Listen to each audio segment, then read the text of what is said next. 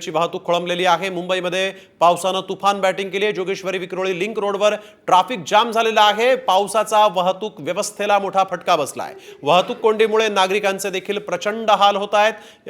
वाहतूक कोंडी मोठ्या प्रमाणात झालेली आहे, त्यामुळे नागरिक या वाहतूक कोंडीत अडकून पडलेले आहेत। विक्रोळी जोगेश्वरी लिंक रोडवर ची ही दृश्य आपण बघतोय, किती मोठ्या संख्येने इथं वाहतुकीचा खोळंबा झालेला आहे। वाहतूक कोंडीमुळे नागरिकांचे प्रचंड हाल होत असल्याचं दिसतंय, कारण पावसाचं पाणी रस्त्यावर आलेलं आहे आणि त्याच पावसाच्या पाण्यातून वाट काढताना सर्वसामान्य नागरिकांना मात्र मोठा त्रास सहन करावा लागतोय। वाहतूक कोंडीमुळे नागरिकांचे हाल होऊ लागलेले आहेत। यावेळेसची एक मोठी आणि महत्त्वाची बातमी, पावसामुळे पूर्णपणे ट्रॅफिक जाम झालाय। जोगेश्वरी विक्रोळी लिंक रोड देखील जाम झालेला आहे। पावसाचा वाहतूक व्यवस्थेला फटका बसतोय। पावसामुळे मोठ्या प्रमाणात ट्रॅफिक जाम झालेला आहे। मुंबईमध्ये पावसानं तुफान बॅटिंग केली। पावसाचा वाहतूक व्यवस्थेला कशा पद्धतीने फटका बसला त्याची ही दृश्य।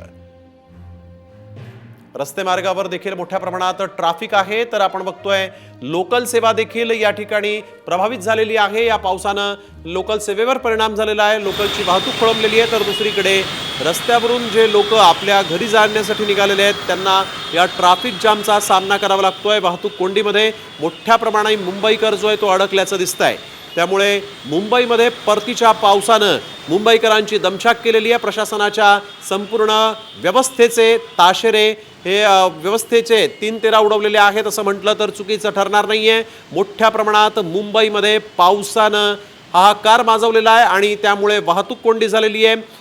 रेल्वे मार्ग देखील प्रभावित झालेला आहे। रेल्वे रुळावर पाणी आलेलं आहे आणि ही दृश्य आपण बघतोय जोगेश्वरी विक्रोळी लिंक रोडवरची, जिथून मोठ्या प्रमाणात ठाण्याच्या दिशेनं वाहतूक होत असते। चाकरमानी आपापल्या घरी जात असतात आणि त्याच रस्त्यावर वाहतूक कोंडी झालेली आहे, कारण रस्त्यावर पावसाचं पाणी साचलेलं आहे।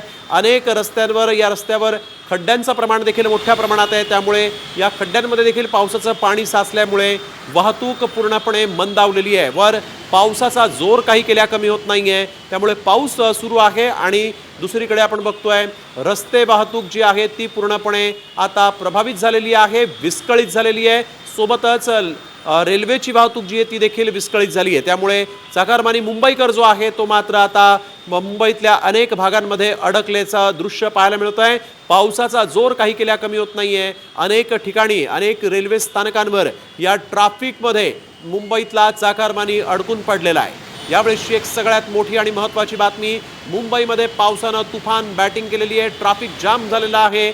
सगळ्या मोठ्या प्रमाणात चाकरमानी जो आहे तो यावेळेस घराकडे निघालेला असतो आणि आता घराकडे निघालेला असताना हा चाकरमानी या ट्रॅफिक जाममध्ये अडकलेला आहे। रेल्वे स्थानकांवर अडकलेला आहे, कारण रेल्वेची वाहतूक प्रभावित झालेली आहे। ट्रॅफिक जाम मोठ्या प्रमाणात आहे।